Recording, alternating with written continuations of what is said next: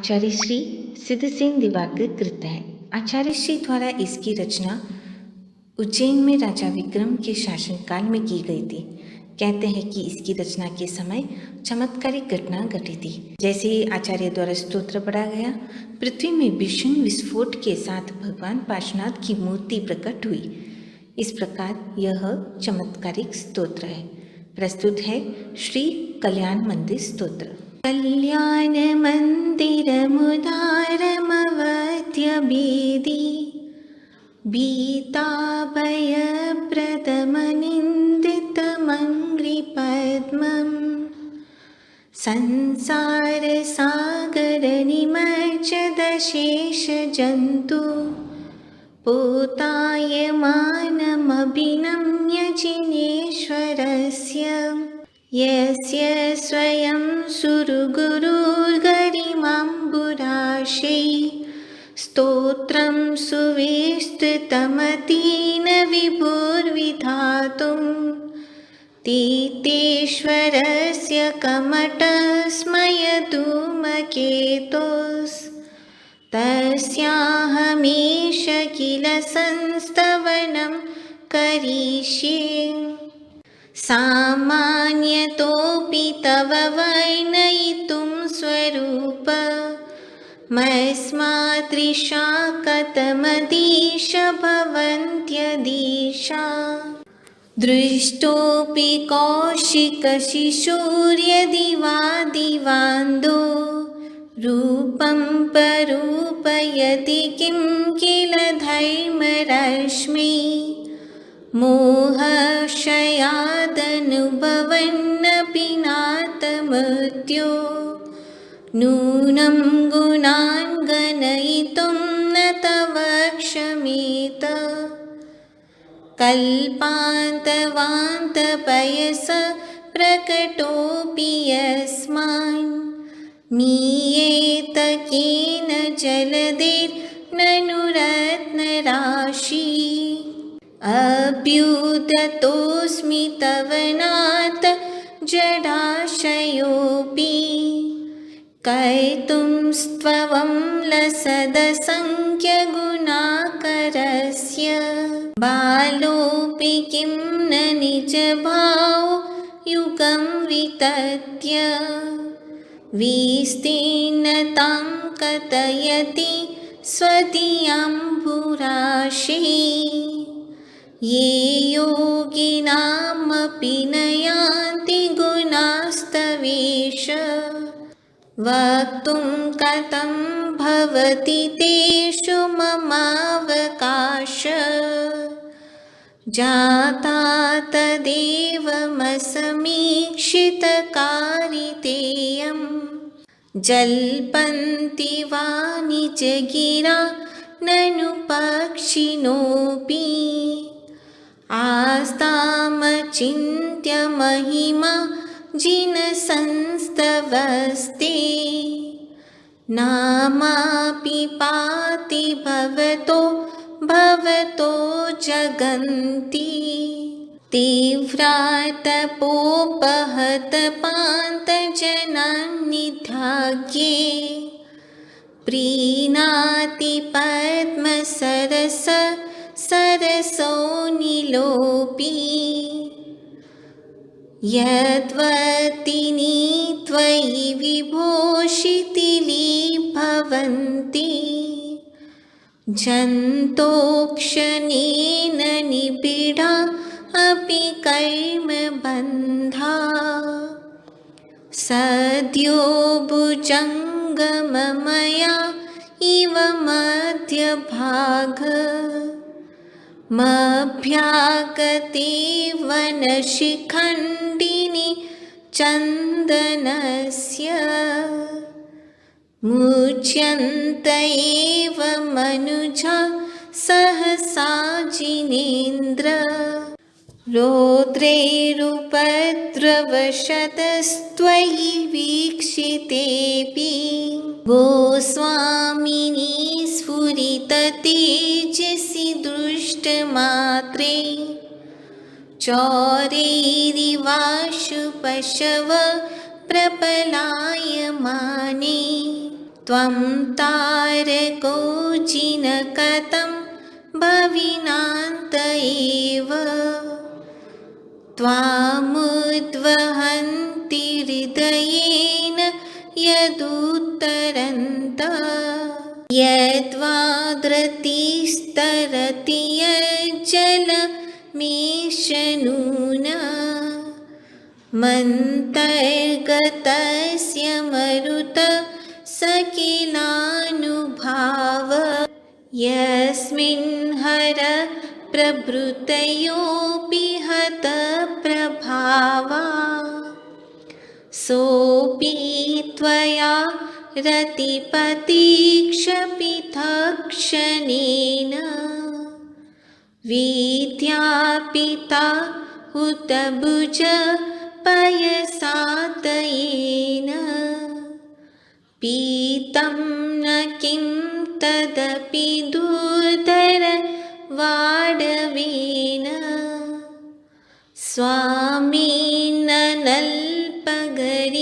स्वामिननल्पगरिमामपि प्रपनास त्वां जन्तव कथमहो हृदये ददाना जन्मोदधिं लघुतरन्त्यति लाघवेन चिन्त्यो न हन्तमहतां यदि वा प्रभाव क्रोधस्त्वया यदि विभो प्रथमं निरस्तो ध्वस्तास्तदा बत कथं किल कैर्मचौरा प्लोष्यत्यमूत्र यदि वा शिशिरापि लोके नीलद्रुमानि विपिनानि न किं हिमानि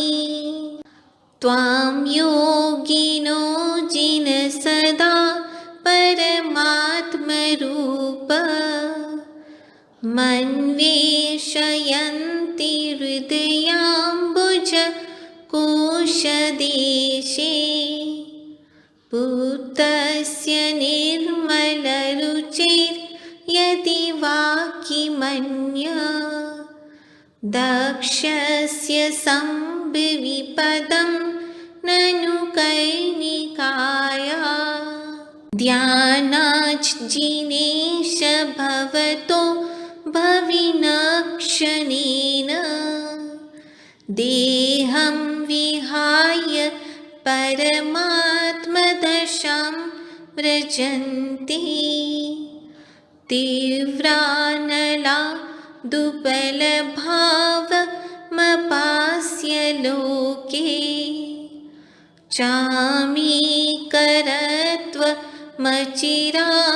चामीकरत्वमचिरादिवधातु भेदा अन्तः सदैव जिनयस्य विभाव्यसे त्वं भव्ये कथं तदपि नाशयसि शरीरम् एतत् स्वरूपमतमद्य विवर्तिनो हि यद्विग्रहं प्रशमयन्ति महानुभावा आत्मा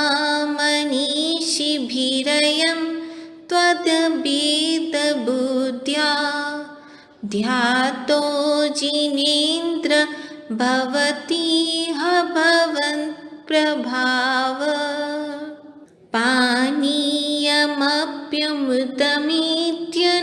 पानीयमप्यमृतमित्यनुचिन्त्यमानं किं नामनो विषविकारमपाकरोति त्वामेव वेत्त तमसं परवादिनोऽपि नूनं विभो हरिहरादिधिया प्रपन्ना किं काचकामलिभिरीशसितोऽपि शङ्को नो गृह्यते विविध धैमोपदेशसमये सविधानुभावा दास्तां जनो भवति ते तरुरप्यशोक अभ्युद्गते दिनपतौ समहीरुहोऽपि किं वा विबोधमुपयाति न जीवलोक चित्रं विभो कथमवाङ्मुखव्रन्तमिव विश्वक्पतय विरला सुरपुष्पवृष्टि त्वद्गोचरे सुमनसां यदि वा मुनीश गच्छन्ति नूनमद एव हि बन्धनानि स्थाने गभीरहृदयो दधि सम्भवाय पीयूषतां तव गिरा समुदीरयन्ति पीत्वा यत परमसम्मतसङ्गभाजो भव्या व्रजन्ति तरस्याप्य जरामरत्वं स्वामिन सुदूरमवनं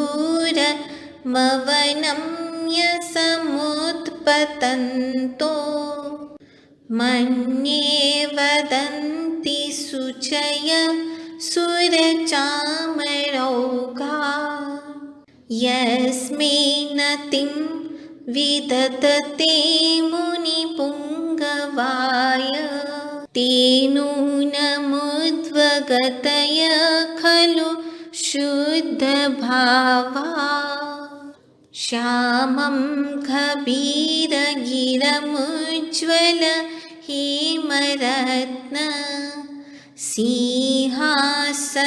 सिंहासनस्तमिह भव्य शिखण्डिनस्त्वाम् आलोकयन्ति रभसेन नदन्तमुच्चैः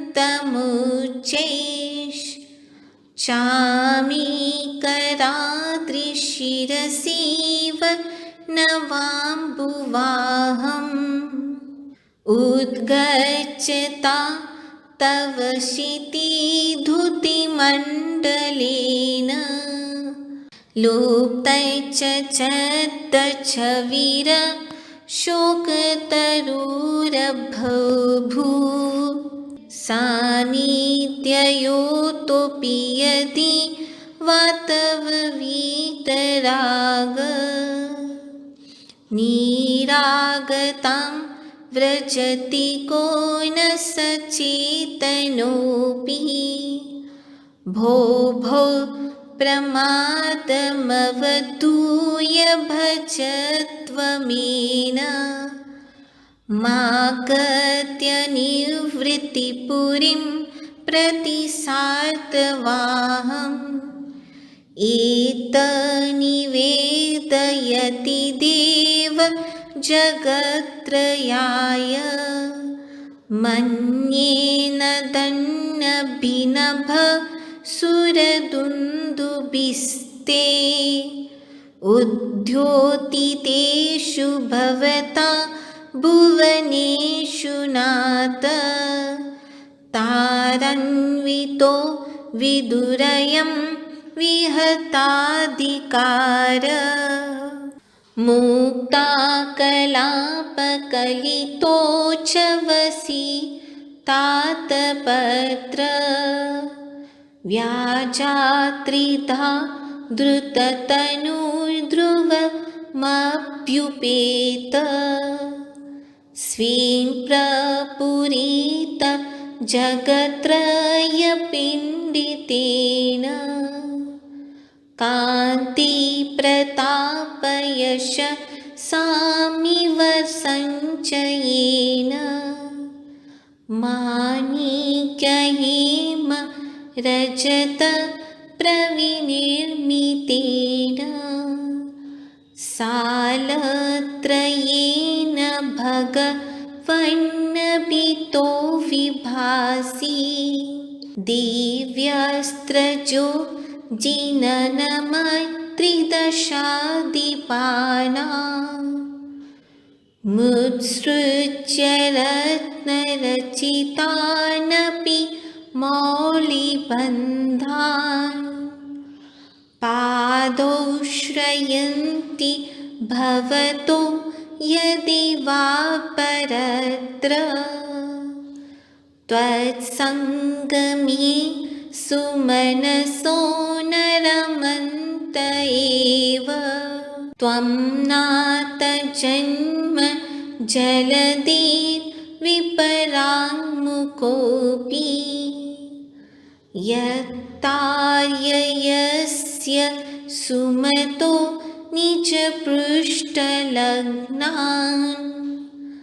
युक्तं हि पार्थिवनिपस्य सतस्तवेव चित्रं विभो यदसि कैर्मविपाकशून्य विश्वेश्वरोऽपि जनपालक दुर्गतस्त्वं किं वाक्षर प्रकृतिरप्यलिपिस्त्वमीश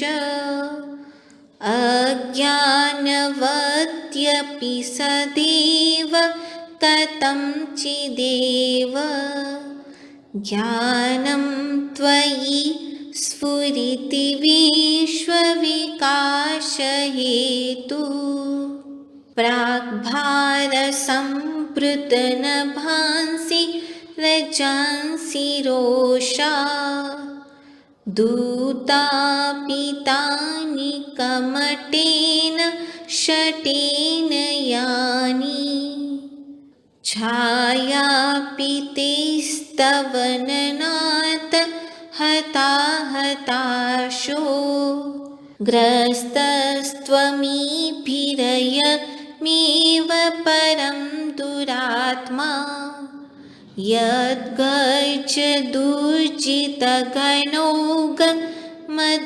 यद्गर्जदुर्जितघनौघमदप्रबिम्बं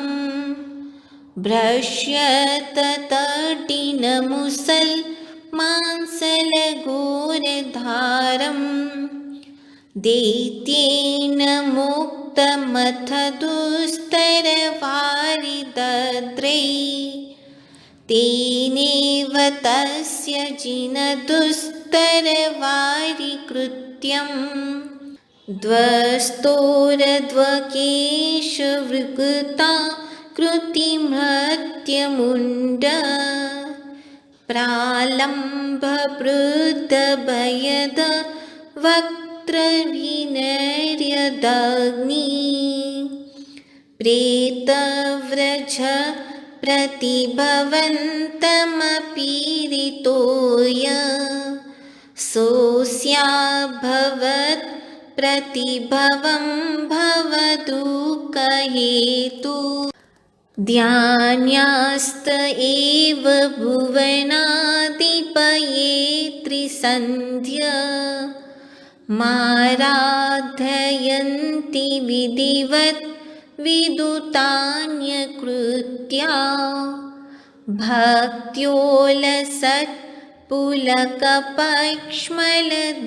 भक्त्योलसत्पुलकपक्ष्मलदेहदेशा पादद्वयं तव विभो भुवि जन्मभाज अस्मिन्नपार भववारिनिधौ मुनीश मन्येन मे श्रवण गोचरतां गतोऽसि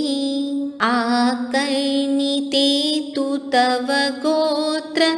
पवित्रमन्त्रे किं वा विपत् विषधरि सविधं समेति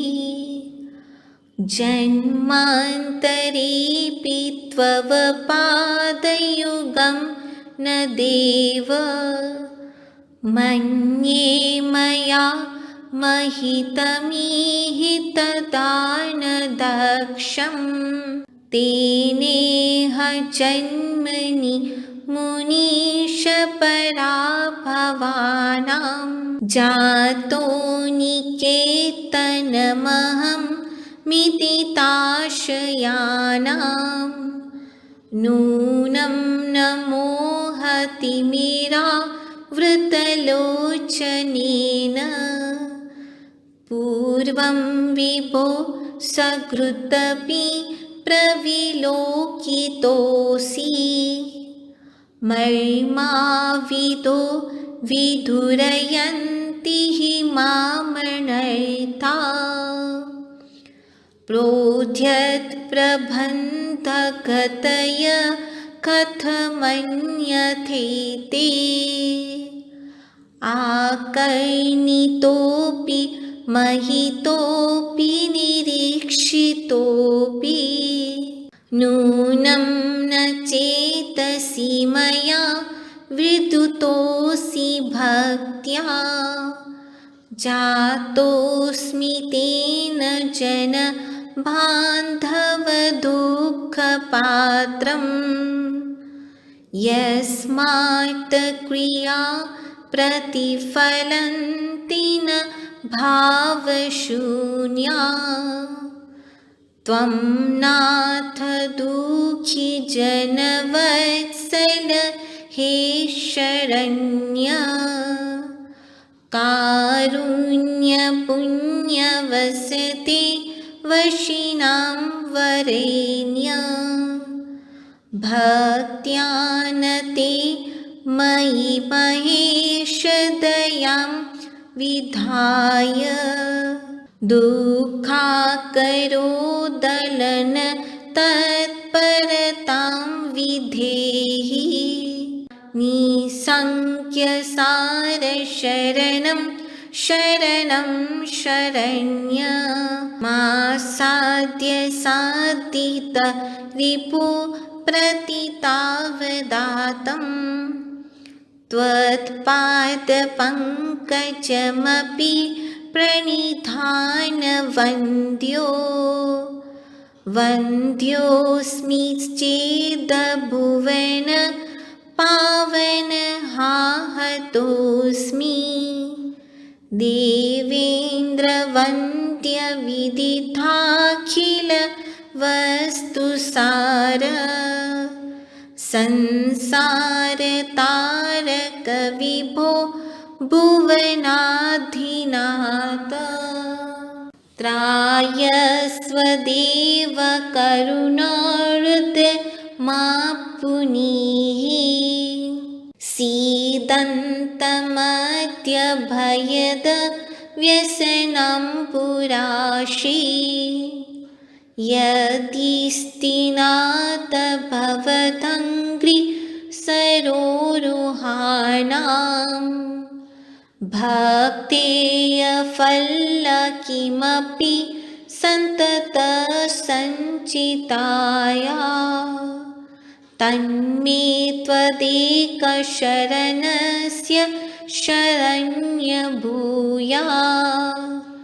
स्वामी त्वमेव भुवनेत्र भवान्तरेऽपि इत्थं समाहितधियो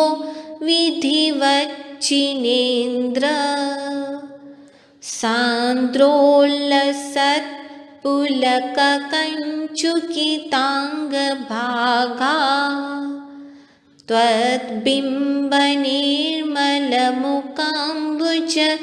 बदलक्ष्या ये संस्तवं तव विभो रचयन्ति भव्या जननयन कुमुद्र चंद्र प्रभास्वारा स्वर्ग संपदो भुक्त्वा ते विगलितमलनिचिया अचिरां मोक्षं प्रबदन्ते अचिरां मोक्षं प्रबदन्ते।